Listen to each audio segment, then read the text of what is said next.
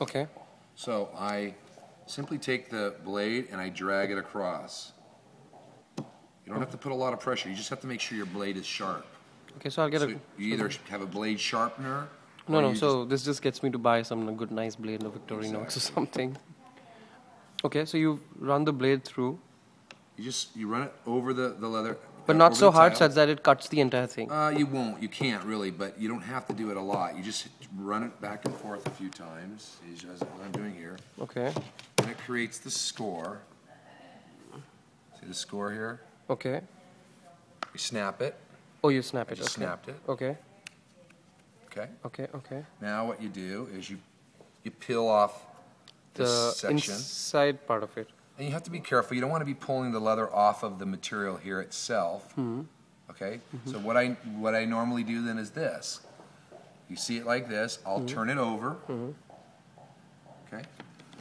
You also make another cut. I make a surface cut, but what I want to do, Arnav, is I want to give myself some extra leather to pull over. Okay, so you keep here's the initial break right here. So you keep a couple of mm, yeah, like you keep about 3-4 mm. 3/8 of an inch. Okay, It's pretty good. You don't want to do too much because then it will get too bulbous when you roll it.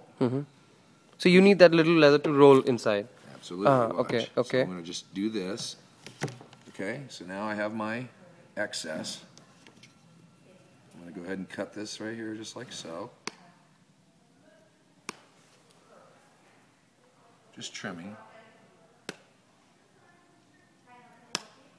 Okay, now I want to take that piece off.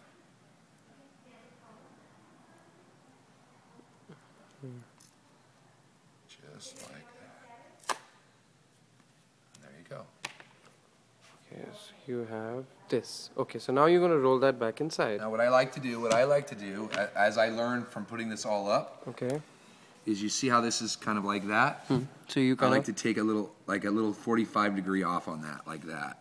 Remove that. Okay, like basically cut the edges out. Just cut, just like that. See Yeah, that little simple edge? little thing. Okay. And I do it over here too, just because that little corner will create a little bit of excess that you don't want. Okay. Now, let's pretend this is my wall. Okay. Let's do it right here. So I put the mastic on out of a tube, and we'll show you. Glue, glue, glue, glue, glue. 5 little dots. Okay. Doesn't have to be a lot. This is not a heavyweight product. And then as I come up to my product, let's walk over here. Put it on pause if you want. That's okay.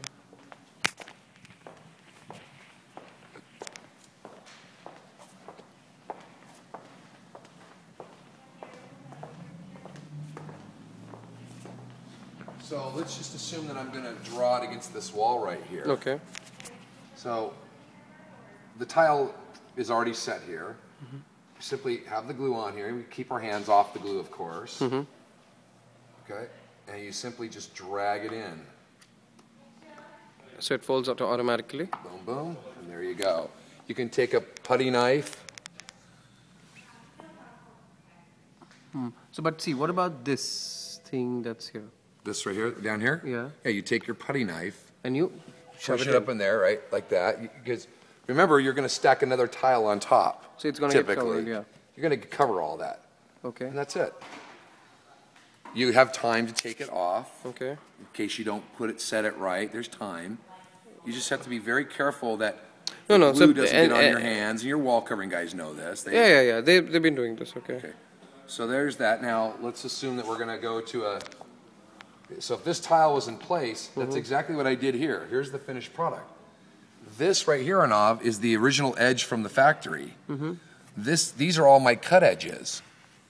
Okay, so these are what you've cut, but you can't make out. Yeah, and you see they're not always perfect, but look how they look. I mean, but it's supposed to be a little. Yeah, remember it's leather. It's not